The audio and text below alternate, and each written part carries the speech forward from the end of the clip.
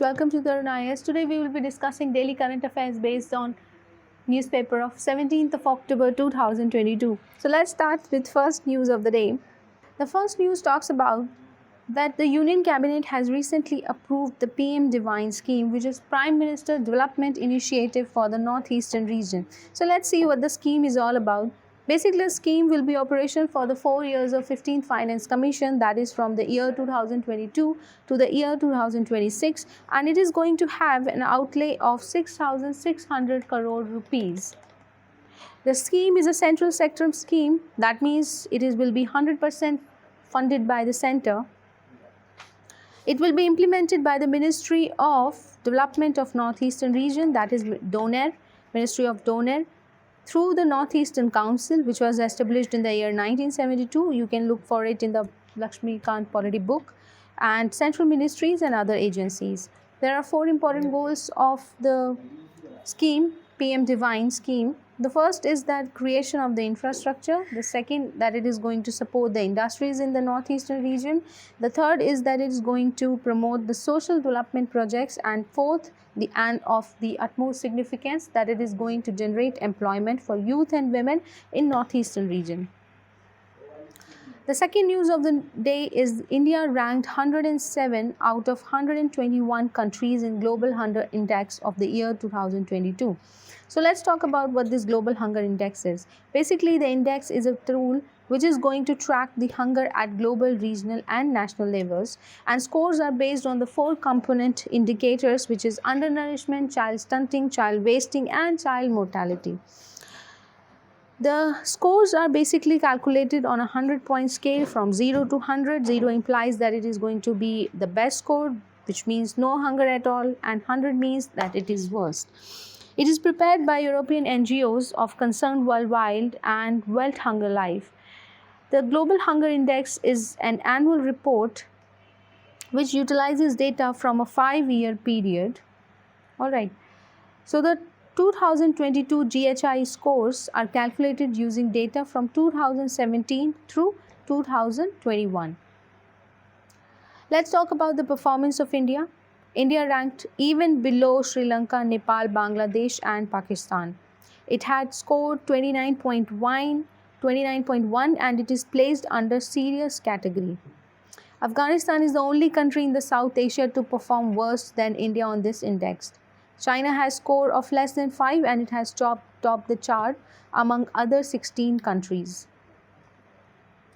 Let's talk about India's performance in the 4 indicators, and you can even use this data in your mains examination. The first indicator is the child wasting. Now, what does this child wasting means? Child wasting means basically that a child has low weight for height. Alright, and it stands at 19.3, which is worse than the levels which were recorded in the year 2014. It is said that child wasting in India is highest for any country, especially in the South Asian region, owing to the large population that India has. Let's talk about the undernourishment level which is prevalent in the country. The country has undernourishment level of 16.3, which has risen from the year 2018, which was 14.6% at that time. It implies that approximately 2 to 4.3 million people in India out of the 828 million globally are considered as undernourished. Basically, this indicator measures the proportion of the population who are facing the chronic deficiency or dietic energy intake. Let's talk about child stunting and mortality. First, let's talk about child mortality. In Global Hunger Index, under 5 child mortality is measured, which means it measures the number of children who live post the age of 5 years, right? In India, it has dropped from 4.6% to 3.3% in the same comparative period. Child stunting has declined from 38.7% to 35.5% between 2014 and 2022. Let's come to the third news of the day, which is India is going to assume G20 Presidency in December 2022, and it is going to host G20 meeting in the year 2023. Alright, so let's talk about what this G20 is. Basically, it was formed in the year 1999 in the backdrop of the financial crisis of the 1990s that had hit East Asia and Southeast Asia in particular. So, therefore, in order to secure the global financial stability by involving the middle income countries, G20 organization was formed. G20 has 60% of the world population, 80% of the global GDP, and 75% of the global trade. This map shows the G20 members, and a question was also asked in the year 2020 about the members that form the G20 organization. So you can try remembering some of the members of important organizations that are in news. So these are the members of the G20 nation: Argentina, Australia, Brazil, Canada, China, France, Germany, India, Indonesia, Italy, Japan, Republic of Korea, Mexico, Russia, Saudi Arabia, South Africa, Turkey, United Kingdom, United States, and European Union. Let's talk about the presidency of G20. It rotates every year. All right. And one more important term here is Troika. What is this Troika? Troika, basically, they are the three countries. A country which is currently hosting the presidency of G20, the country which is going to host the G20 presidency, and the country which hosted the G20 presidency. So Troika is basically the three countries, and for the first time, all Troika members are the developing countries. So Italy, Indonesia, and India forms Troika countries right now, and currently the G20 presidency is with Indonesia, and in the December 2022, India is going to assume the G20 presidency till November 2023. What is the mandate of G20? Basically, if we look at G20 or as an organization, it does not have any permanent secretariat. The agenda and works are coordinated by the representatives of the G20 members, which are known as the Sherpas. Alright, so basically, these Sherpas, they work together with the finance ministers and governors of the central bank of the G20 members. And the primary mandate of the grouping is basically to prevent any financial crisis across the globe, as that was seen in the year 1990s. So it plays a significant role in shaping the global economic agenda. It is also a forum for grouping of the central bank governors and the finance ministers of the head of the states. So India has invited in its G20 presidency Bangladesh, Egypt, Mauritius, Netherlands, Nigeria, Oman, Singapore, Spain, UAE. Alright, Troika, which I already discussed, and current Troika is, I discussed quite Troika, that currently the Troika are Italy, Indonesia, and India. However, the next Troika will be India, Indonesia, and Brazil. Indonesia, who held the presidency, India, who is going to hold the presidency, and Brazil, who will hold the presidency. So this will be the new Troika that will form after India assumes the presidency of G20. Alright, so I already told you what this Troika means. What are Sherpas? In fact, the question was also asked about Sherpas, guest countries, and which is not of that important. But what needs to be remembered is what this G20 organization is, how many members are, what is Troika, what is Sherpas, and it becomes of significance because India is going to assume the presidency. So let's talk about the key priorities of G20 to ensure inclusive, equitable, and sustainable growth. The key priorities of G20 under presidency of India, that is inclusive, equitable, sustainable growth, life, which is lifestyle for environment, women's empowerment, digital public infrastructure and tech enabled development, skill mapping, development cooperation, etc., etc. You can read by pausing the slide here. Let's move on to the fourth news of the day. After the intercontinental translocation of cheetah, another proposal of a translocation of a species from India to Sri Lanka is that of the Indian bison. which is also known as the Indian Gaur, and the scientific name Bos gaurausus is not need to be remembered. It is let's talk about the location of the Indian Gaur. It is native to South and Southeast Asia, and it is mainly found in the Nagarhole National Park. And you are going to tell me where this Nagarhole National Park is. It's in Karnataka, Bandipur, Masina Gaudi National Park, and the BR Hills.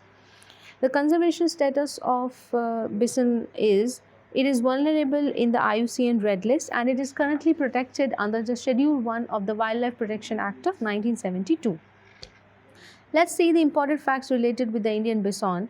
The first thing, that it is the tallest species of the wild cattle which is found in India, and it is the largest extant bovine. What do we mean by the extant bovine? That means still existing. Alright. So the first population estimate exercise was conducted, it was carried out by the Nilgiri Forest Division in the Tamil Nadu, and there was a conservation breeding of Gaur was also started in the Mysore Zoo under the breeding program of the Central Zoo Authority. Let's see the threats to Indian bison. The food scarcity, because Indian bison is a bovine and it naturally feeds on grass. So food scarcity is one problem. And related to food scarcity of Indian bison is the destruction in the grasslands. Alright. Poaching is another challenge to Indian bison. Habitat loss is another challenge, and human-animal conflict.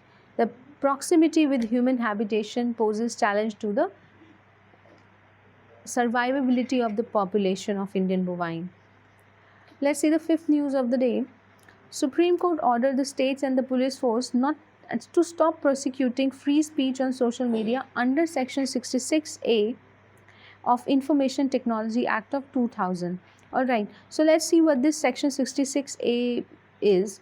Basically, the section punishes a person for an offense that if a person is sends offensive information using a computer or any electronic devices. Alright, so this was made unconstitutional by the Supreme Court of India under the Shreya Singhal case of the year 2016, and despite of its deconstitutionalization, there are many personnel in the police forces who have no idea about the current status of this section, and they continue to prosecute people under this section.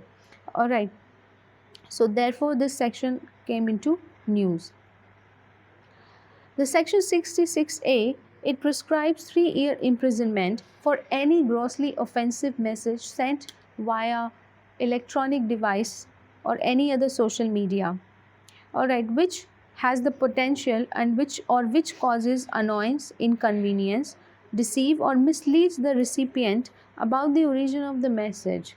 Alright, and we know that for the violation of the free speech in the year 2019, the section was struck down by Supreme Court of India as unconstitutional in the Shreya Singhal case.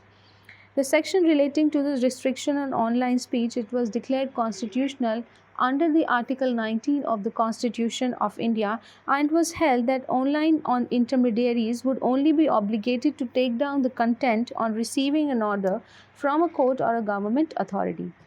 Let's move on to the sixth news of the day. Recently, Worldwide Fund released Living Planet Report of the year 2022, which shows the global trend in the global biodiversity and the health of the planet. Let's see what this Living Planet Report is. It's a flagship publication of the Worldwide Fund, and it is released every 2 years since 1988, and it is based on footprint. What footprint? The carbon footprint. Alright, it brings out the key findings related to biodiversity challenge, to nature and suggestion to heal nature. Let's look at the outcomes of the report. The report says there is a decline in the population of the wildlife, which is estimated to be 69%, and it includes the wildlife population of the mammals, birds, amphibians, reptiles, fish across the globe in the last 50 years. It also talks about the decline in the freshwater population with an average of 83% decline between 1970 to 2018. Alright, now the report has pointed towards another important fact, and that is that cycads, which is an ancient group of seed plants, they are the most threatened species, while corals are declining the fastest, which is followed by the amphibians. Now, this is a very important fact which can be utilized in your mains examination if you are to substantiate your answer regarding the climate change and its effect on the environment and global biodiversity. Let's look at the region-wise assessment. The first is that the highest decline is seen in the Latin America and Caribbean region, which is approximately 94%. Africa has recorded 66% fall in the Africa recorded a 66% fall in its wildlife population from the year 1970 to 2018. And the report also talks about the mangrove, which continues to be lost to aquaculture, agriculture and coastal development at the rate of 13% per year. Let's see the India specific study. The Himalayan region and the Western Ghats, they are the most vulnerable region according to the report. And in the terms of the biodiversity loss, where the increased biodiversity loss is expected in future if the temperatures are to rise. India has seen a decline in population of the 17 species of the freshwater turtle in the same period. Now let's move on to the seventh news of the day.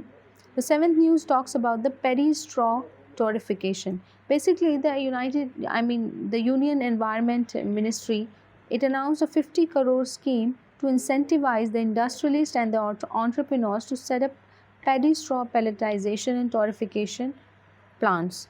Now, what is this torrefaction? Alright.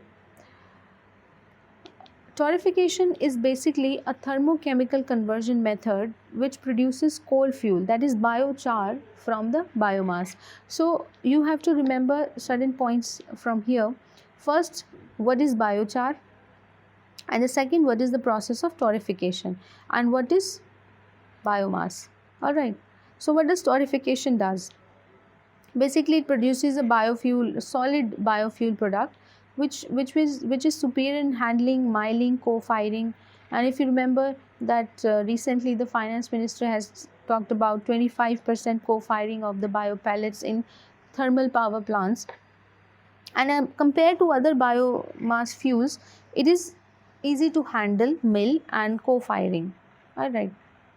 However, torrefaction is a costlier product, but it can substantially reduce the usage of coal in the power plant.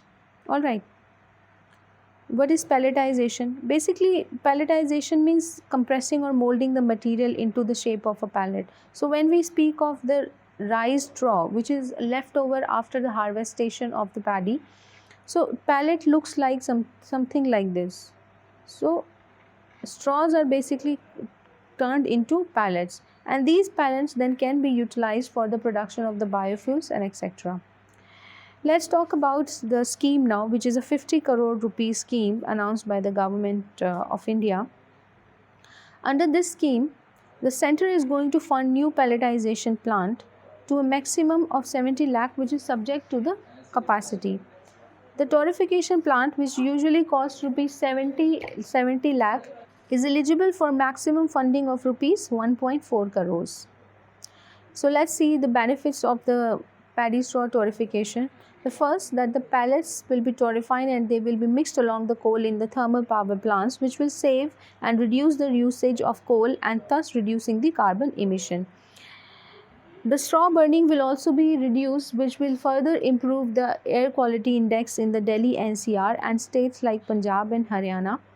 It is also said that the torrefaction process and pelletization will generate employment and energy security.